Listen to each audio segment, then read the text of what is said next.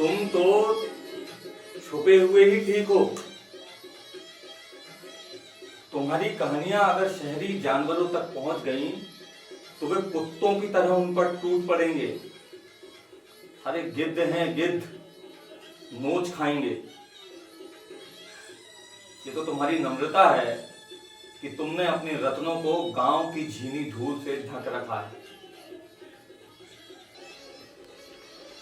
ये वाक्य थे विख्यात फिल्मकार मणि कौल के, उस प्रसिद्ध कहानीकार के लिए जिसने सपन प्रिया, मनुष्यों का गलरिया, गिरवी जोबन, फितरती चोर, मायाजाल और दुविधा जैसी सैकड़ों कहानियों को जन्म दिया। जी हां, हम बात कर रहे हैं राजस्थानी लोक कथाओं और मुहावरों का अद्भुत संकलन करने वाले कहानीकार पद्मश्री विजयदान देथा की, जिन्हें प्यार से लोग बिज्जी कहकर पुकारते थे। बिज्जी ने अपने गांव बोरुंदा जोधपुर में रहकर ही राजस्थान की लोक कथाओं को एक अलग पहचान और आधुनिक स्वरूप दिलाने के लिए अहम भूमिका निभाई। उनकी कहानियों में जहां एक तरफ लोक का जादुई आलोक है, तो वहीं दूसरी तरफ सहज चिंतन और गहरे सामाजिक सरोकारों से ओतप्रोत एक सजग रचनाकार का कलात्मक एवं वैचारिक परिदर्श। बने बनाए सांचे को तोड़ने वाले देथा ने कहानी सुनाने की राजस्थान की समृद्ध परंपरा से अपनी शैली का तालमेल किया। चतुर गलरियों, मूर्ख राजाओं, चालाक भूतों और समझदार राजकुमारियों की जुबानी विजयदान देथा ने जो भी कहानियां बुनी, उनके किरदारों ने उनके शब्दों को जीवंत कर दिया। दरअसल वे एक जादुई कथाकार थे, अपने ढंग के अकेले ऐसे कथाकार जिन्होंने लोक साहित्य और आधुनिक साहित्य के बीच एक बहुत ही मजबूत पुल बनाया। उन्होंने राजस्थान की विलुप्त होती हुई लोक गाथाओं की ऐसी पुनर्रचना की जो अब किसी के लिए भी करना लगभग असंभव मानी जाती है। तो ऐसी ही बिज्जी के खजाने से निकाली हुई एक अद्भुत कहानी, अनोखी परीक्षा, हम आपके सामने प्रस्तुत करते हैं। सो भूल चूक लेनी देनी कहा सुना माफ।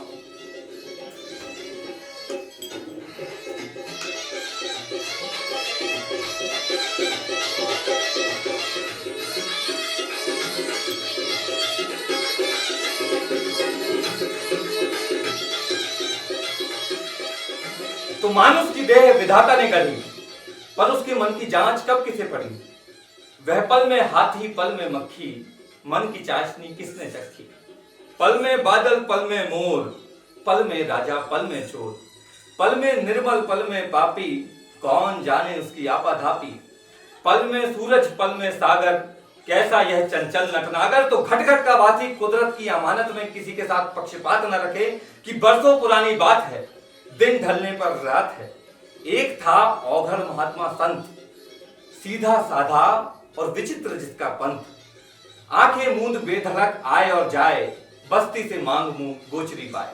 अखंड बाल ब्रह्मचारी, ना हल्का ना अधिक भारी, लंबी इकहरी कंचन काया। भांति भांति के पेड़ पर एक सरी की छाया, पहाड़ तले जिसका धाम, तृष्णा निपट निष्काम। विहंग पखेरु और वनस्पति का ठाठ, कुदरत की छवि जिसका राजपाट। बारिश में कल कल झरना झरे, बेचारा इंद्रलोक जिए कि मरे। पंछी टिप टिप गीत सुनाए, कोयल मोर पपीहे गाएं। जैसा वह औघड़ महात्मा वैसा ही धाम, चारों तरफ जिसका नाम ही नाम।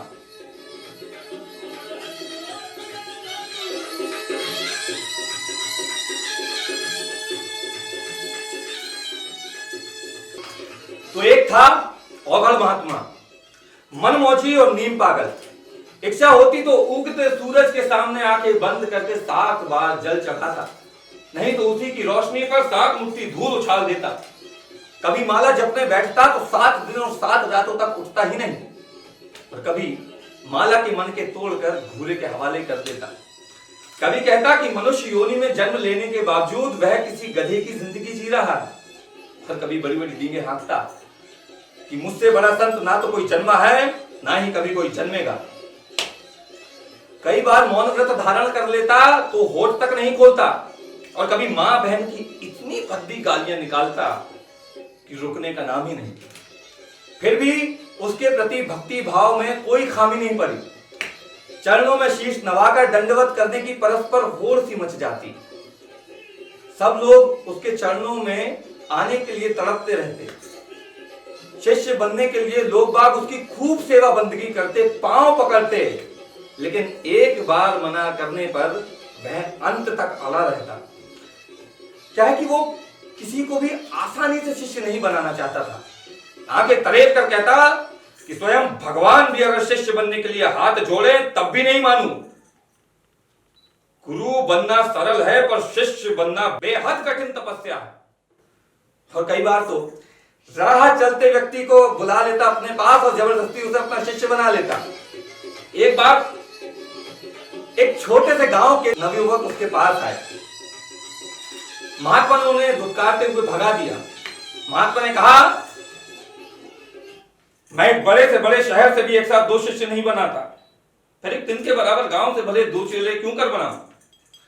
एक काम करो, तुम में से कोई एक सब्र कर लो तो मैं दूसरे को अभी अपना चेला बना लूंगा। लेकिन उस औंधी खोपड़ी के महात्मा ने किया उसके बिल्कुल विपरीत। सब्र करने वाले को तुरंत अपना चेला बना लिया और उत्सुक व्यक्ति को भगा दिया। ऐसे ही एक मर्तबा 2 सगे भाइयों ने जब उस विचित्र संत के पांव पकड़कर जीवन पर्यंत ना छोड़ने की भीष्म प्रतिज्ञा की तो उसे भी झक मारकर उनके सामने झुकना ही पड़ा। शुरुआत में तो उसने हमेशा वाली सूखी घुड़की से ही काम पटाना चाहा कि एक साथ 2 सगे भाइयों को शिष्य सपने में भी नहीं बनाएगा, लेकिन ये दोनों तो उससे भी ज्यादा हठी थे। पांव पकड़कर बोले, महाराज अगर आप शिष्य नहीं बनाएंगे तो हम आपके पांव को 7 जन्मों तक नहीं छोड़ेंगे महाराज, नहीं छोड़ेंगे। बस अब उस समय गुरु के पास ना ही पत्थर थे ना ही कोई डंडा बंडा, सो मुक्कों से ही धमाधम धमाधम धमाधम धमाधम पीटते पीटते महाराज के ही हाथ दुख चले, पर दोनों भाइयों ने चूं तक नहीं की। मामला दोनों तरफ पूरी तरह खिंच चुका था। अंत में औगड़ महात्मा को ही हार स्वीकार करनी पड़ी। धीमे से मुस्कुराते हुए कहने लगा, अरे भाई क्यों खामा मुझे परेशान कर रहे हो? अधिक शिष्य बनाने पर तो बड़े से बड़े पंथ का पतन होने में भी देर नहीं लगती। चलो ठीक है, अगर तुम लोग ऐसे ही जिद पर अड़े हुए हो तो पहले मैं तुम लोगों की परीक्षा लूंगा। जो भाई इसमें सफल होगा उसे ही अपना शिष्य बनाऊंगा। मैं अपनी छवि खंडित करने की बजाय मृत्यु का वर्ण करना बेहतर समझता हूं।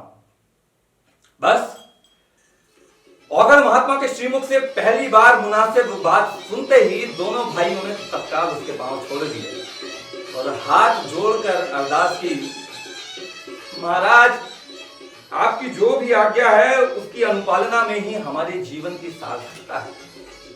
और महाराज अधिक शिष्य बनाने की चाह रखने वाले गुरुओं की छाया से भी हम दूर रहना चाहते हैं।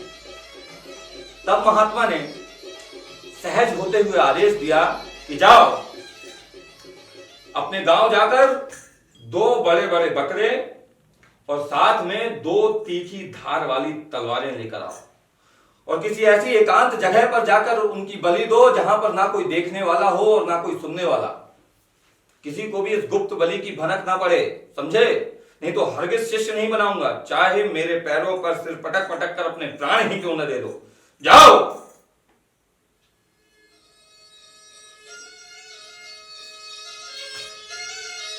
दोनों भाइयों के लिए यह काम तो बिल्कुल ही आसान था। वे पूर्णतः खुश और संतुष्ट होकर अपने गांव की तरफ रवाना हुए। महात्मा के आदेश मुताबिक उन्हें एक कसाई के पास 2 जुड़वा बकरे भी मिल गए। सामान्य आदमी की कमर तक ऊंचे, सफेद बुर्राक रंग, सुकोमल बाल, बलखाते सींग, पुष्ट गर्दन और पुरखों के हाथों वक्त बेवक्त आजमाई तलवारें, धारदार और चमचमाती हुई। बकरे और तलवारों को लेकर वो महात्मा के पास आए और आशीर्वाद लेने के लिए झुके ही हैं तो महात्मा बिफर गया और गुस्से में कहने लगा, इस जघन्य अपराध के खातिर मेरी अनुमति चाहते हो? नहीं मिलेगी, हरगिज नहीं मिलेगी। 100 बार माथा रगड़ोगे तब भी नहीं दूंगा। बलि चढ़ाना है चढ़ाओ, नहीं चढ़ाना नहीं चढ़ाओ, तुम्हारी मर्जी। शिष्य तुम्हें बनना है, मुझे नहीं। मैंने तो कभी किसी को अपना गुरु नहीं बनाया। ये समुची प्रकृति ही मेरी गुरु है। बस कोई ज्ञान ग्रहण करने वाला चाहिए, बस। भला कोई भी मनुष्य किसी भी मनुष्य का गुरु क्यों कर बन सकता है? खैर, छोड़ो इन छीनी और दुश्वार बातों को, पर पुख्ता तौर पर ध्यान रहे कि ज्ञात अज्ञात रूप से भी किसी पंछी या चींटी तक को इस गुप्त बलि का आभास न हो, समझे? अब जाओ, मुंह काला करो यहां से। टुकुर टुकुर मेरा चेहरा क्या ताक रहे हो? लगता है बकरे से पहले मेरी बलि देने की सोच रहे हो। दे डालो, दे डालो, मेरी कोई मनाही नहीं है।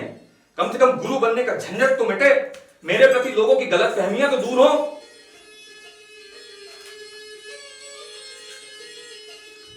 वह सहज मन की सहज वाणी थी। तत्पश्चात दोनों भाई अलग अलग दिशाओं की तरफ रवाना हुए।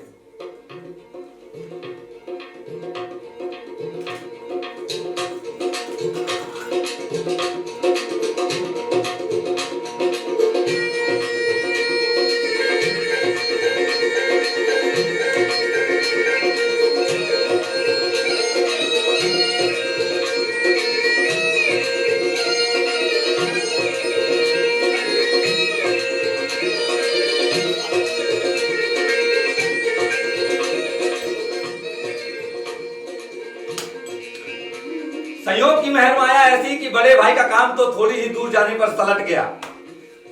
पहाड़ के पांव तले उसे एक ऐसी एकांत गुफा मिल गई जहां वह खुद भी दोबारा जाना चाहे तो पहुंचना लगभग असंभव हो। उसने चारों तरफ देखा। आदमजात की बात तो दरकिनार, दूर दूर तक किसी पंछी या जानवर तक के नामो निशान नजर नहीं आ रहे थे। बिल्कुल महात्मा के आदेश मुताबिक जगह मिली थी, मानो इस प्रकृति ने इस जगह का निर्माण खास इसी मकसद से किया हो। उसने तुरंत बकरे को अंदर धकेला और खुद भी अंदर चला गया। अंदर इतना गुप्त अंधेरा था कि उसने कब तलवार उठाई और कब बकरे का सर उसके धड़ से अलग होकर जमीन पर गिर गया, यह स्वयं बकरे को भी नहीं पता चला। एक हाथ में बकरे का मुंड और दूसरे हाथ में रक्त रंजित तलवार लेकर वह महाराज के आसन के लिए रवाना हुआ। इस पर भी अहोभाग्य ये कि जाते हुए भी उसे किसी ने नहीं देखा।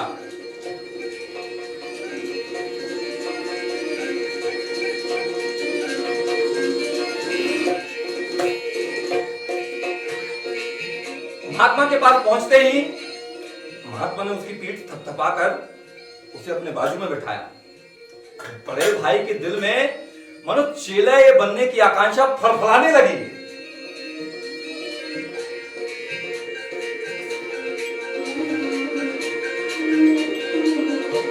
और उधर दूसरी तरफ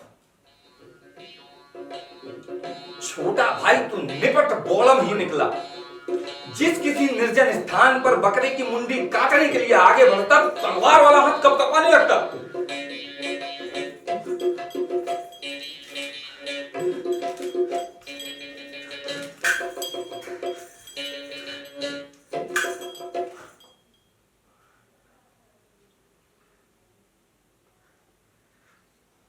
अरे, यहां तो सूर्य अपनी प्रखर किरणों से देख रहा है। भला सूरज की किरणों से कौन सी चीज अनदेखी रह सकती है?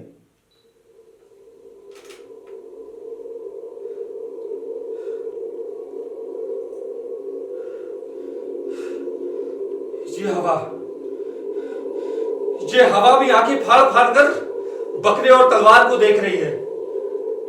मेरी सांस और रक्त प्रवाह तक सुन रही है। ये पेड़ देख सुन रहे हैं। जिन पेड़ों की जड़ें धरती के सघन अंधियारे में भी अपने अधीट प्राणों को अविलंब खोज लेती हैं, उनसे भला क्या चीज छिपी रह सकती है? ये उड़ते पंछी भी पुख्ता तौर पर मेरी ही टोह ले रहे हैं। देख रहे हैं। बालू रेत का चमचमाता कण मुझे देख रहा है। खुद बकरा भी तो देख रहा है। ये तलवार देख रही है। और मैं स्वयं, मैं भी तो अंधा नहीं हूं।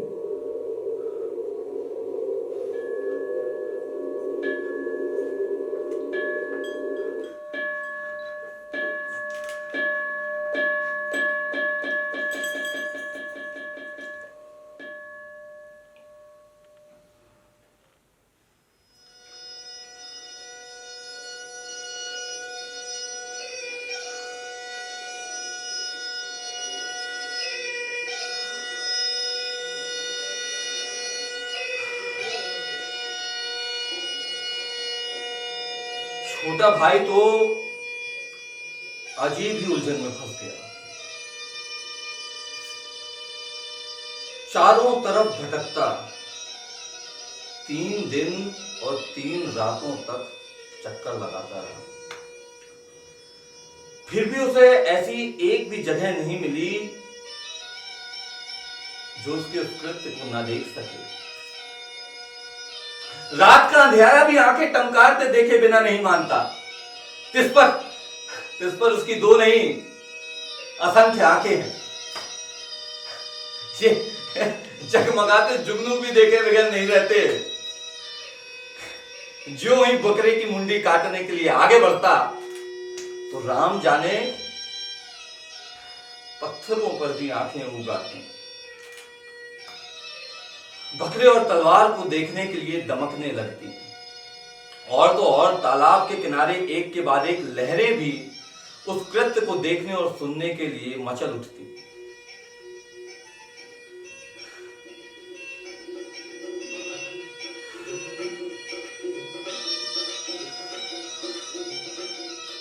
नहीं,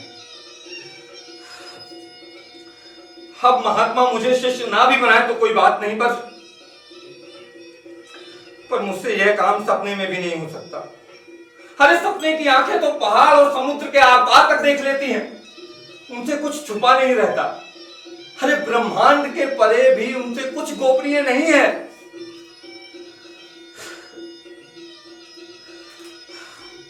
महात्मा अगर आदेश दें तो मैं स्वयं अपने प्राण त्यागने के लिए तैयार हूं, पर किसी अन्य जीव की हत्या नहीं कर सकता, भले ही वह मौत का प्रतिरूप सांप या शेर ही क्यों ना हो।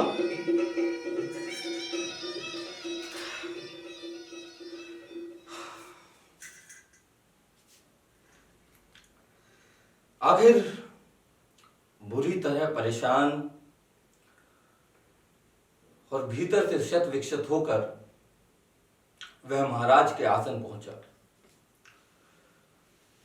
पूर्णतः श्लथ और विवर्ण,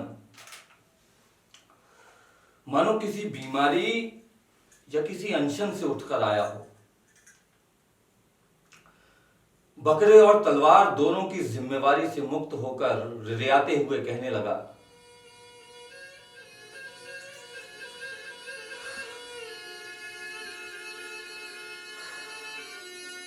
माफ कीजिए महाराज,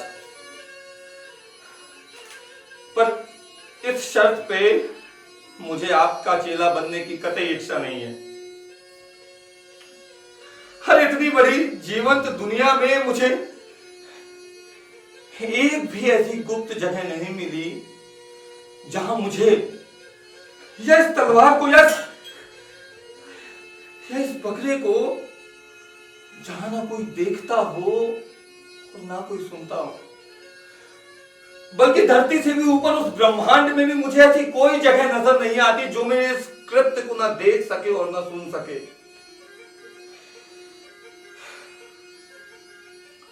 महात्मा ने उससे बार बार पूछताछ की। तब उसने अपने द्वंद्व की पूरी कथा सुनाते हुए अंत में कहा,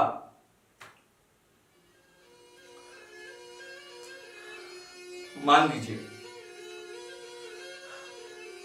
लीजिए दूसरा मुझे ना भी देख रहा हो, किंतु मैं तो अपने आप को देख रहा था। अपने मन को देख रहा था। ये बकरा भी अपनी शुद्ध आंखों से सब कुछ देख रहा था। और आप विश्वास करें या ना करें, लेकिन उस वक्त तलवार की आंखें भी झपझपाने लगी थीं।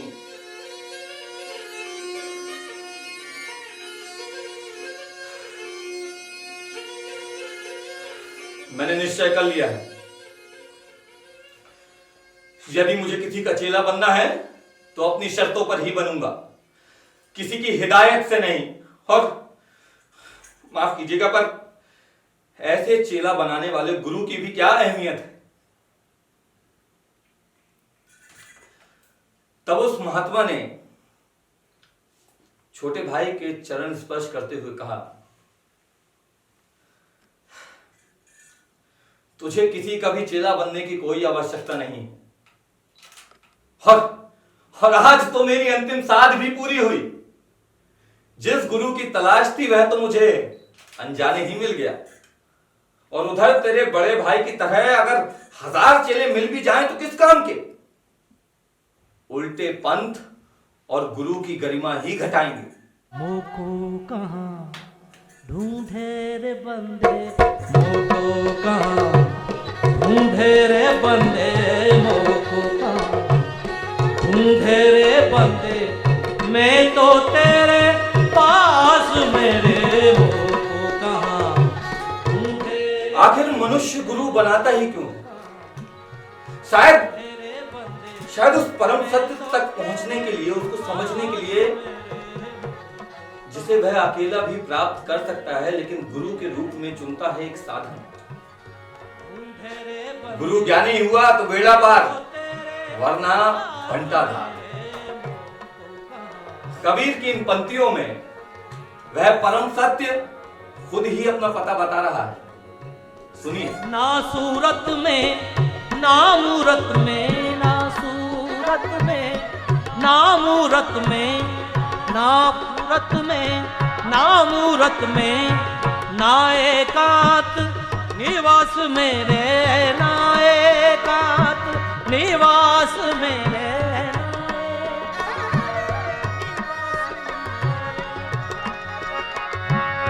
ना मंदिर में ना मस्जिद में, ना मंदिर में ना मस्जिद में, ना काबा कैलाश मेरे, ना काबा कैलाश मेरे, मोको कहाँ ढूंढे रे बंदे, मोको कहाँ ढूंढे रे बंदे, मैं तो तेरे पास मेरे,